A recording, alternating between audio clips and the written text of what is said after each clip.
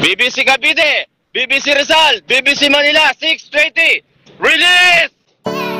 Release!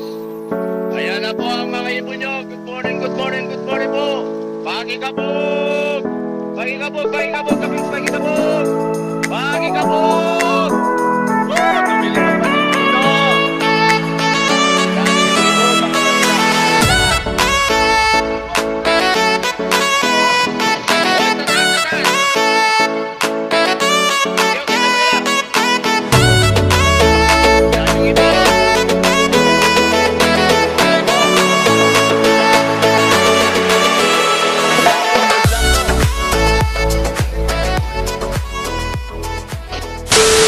Araw ng Miyerkules, liberation and arrival ng ating mga pa-training sa La Paz, Tarlac, mga kalapatids. Time check tayo. Ayan, tanghali na naman tayo umakyat dito. 7:40 ng umaga, kaninang 6:20 inirelease yung ating mga alaga. So, isang oras at 20 minutes na nakakalipas na lumilipad yung ating mga ibon. At buksan na natin tong trapdoor, mga kalapatids. Ayan, bukas na. Para pagka dumating yung ating mga ibon, didiretso na sila. At siyempre kukunin na natin tong lagi natin nakakaligtaan, lagi tayong nauunahan ng ating mga alaga dito yung ating leftover na tubig, dahil pagdating nila electrolytes yung ipapatira natin sa kanila. Samahan ninyo ako sa episode natin ngayon, mga kalapatids.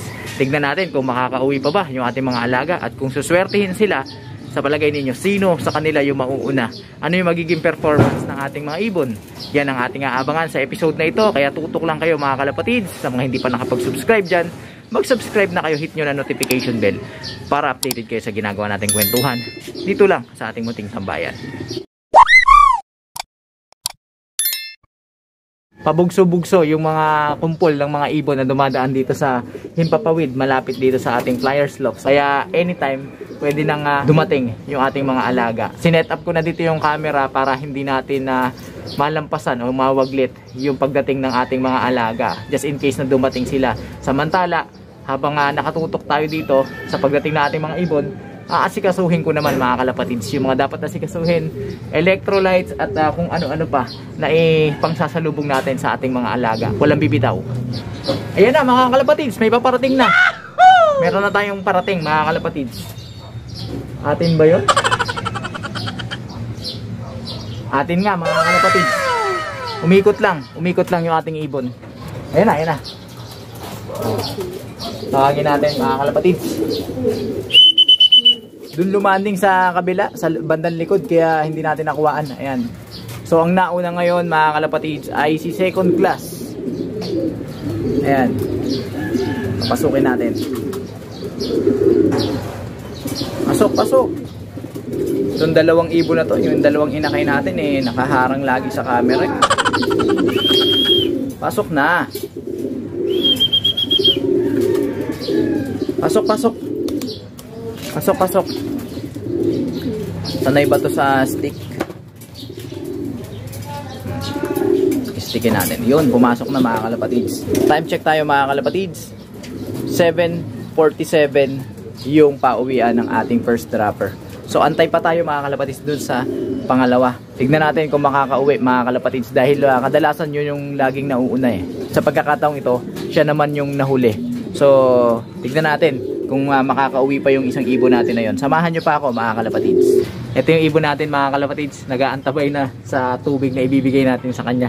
Napakabagal natin. So ito pa lang yung electrolytes, hinahalo ko pa lang. Ayan, mga kalapatids, so takam na dito sa tubig. So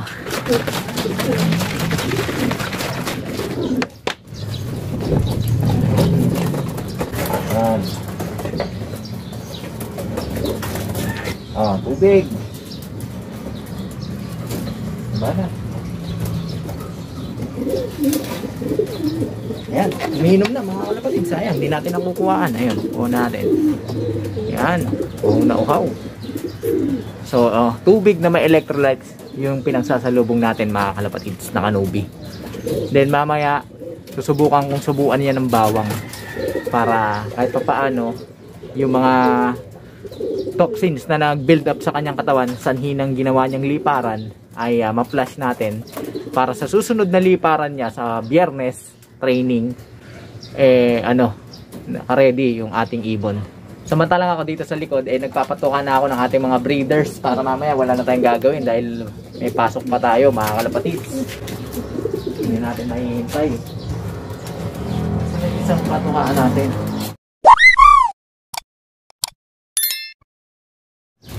Alas 8 na. 1 oras at 40 minutes simula nung pinakawalan yung ating mga alaga. Hanggang ngayon, isa pa lang yung nakakauwi sa atin. Antay-antay pa tayo. Nakapagpatuka na ako dito sa likod. Ngayon naman, ihahanda natin yung patuka na ibibigay natin sa ating mga alaga. Yan na yata.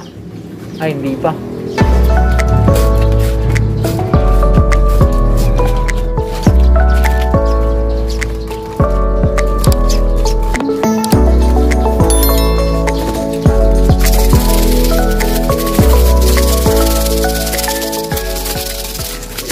.05 na mga kalapatids. Wala pa rin yung isang ibon natin. Sa kaya napunta yon.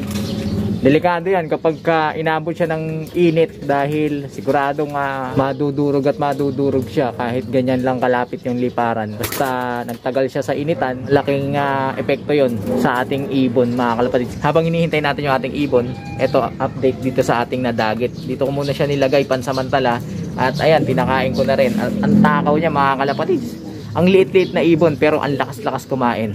At kagabi, isasampa ko sana siya sa truck. Kaya lang, meron tayong nakausap na kalapatids. Sabi niya, yung kotse combine daw ay ring band daw yan ng PFC. Sa aking pagkakaalam, yung PFC ay dito nag-ooperate yan sa Metro Manila. Kaya hindi ko na lang isinampa dun sa Tarlac. Dahil kung sasampa ko pa dun sa Lapas Tarlac, mahirapan pa tong ibon na ito. Mas malapit siya sa totoong bahay niya dito sa ating area. Kaya siguro mananawagan na lang tayo sa mga Facebook group ng PFC kung sino yung mga nawawalan ng ibon doon. At kung wala talaga mga kalapatids ay isasampa natin yan sa susunod na sampahan. Pero sana may mag-claim sa kanya. Kaya yung mga kalapatids natin dyan na affiliated or member ng PFC, ayan, share nyo tong video na ito para nang sa ganun ay matulungan naman natin yung ating kalapatids na nag-aantay dito sa dagit natin na nakikitambay na at nakikitira, nakikikain na dito sa ating kulungan, dito sa ating flyers loft. Wala pa rin yung ibon natin mga kalapatids. Time check 8:10 ng umaga. Antay-antay pa tayo. Ano kaya nangyari dun? Magdadalawang oras na siyang lumilipad. Alin, naligaw? A few moments later. Ano kaya nangyari mga kalapatids, no? Bakit kaya nahirapan yung ating mga ibon? Hanggang ngayon may mga bumabagtas pa rin na grupo-grupo dito. Dapat nakauwi na yung mga yan. Oh, ayan na yata. Ayan na yata yung mga ibon. Ay, hindi pa mga kalapatids. Oo, wala pa. Antay-antay pa tayo. Ayan na mga kalapatids. Andiyan na yung ibon natin. Ayan na. Ang pangit ng landing yan. Nandun siya galing sa may gilid. So, tawagin na natin yan mga kalapatids. Ayan na mga kalapatids. O, pasok. O, pasok, pasok. Ayan. Ayan yung ibon natin. O, hindi naman siya hinihingal mga kalapatids. Pero ang bagal-bagal niya. Lipad na pogi lang. O, ayan. Ayan yung pares niya. O. Sinasalubong na siya. Pinapapasok na siya. Pumasok ka na. Pasok, pasok. Ayan, ayan. Pasok na. Pasok. Pasok. Ayun ako. Salahin nga lang ito sa stick mga kalapatids para sa mga susunod ayan, stickin natin. Ayun, pumasok na mga kalapatids. Time check tayo para malaman natin yung oras. Nakuha natin yung speed niya. 8:15. Masyadong late. Oh. Yun.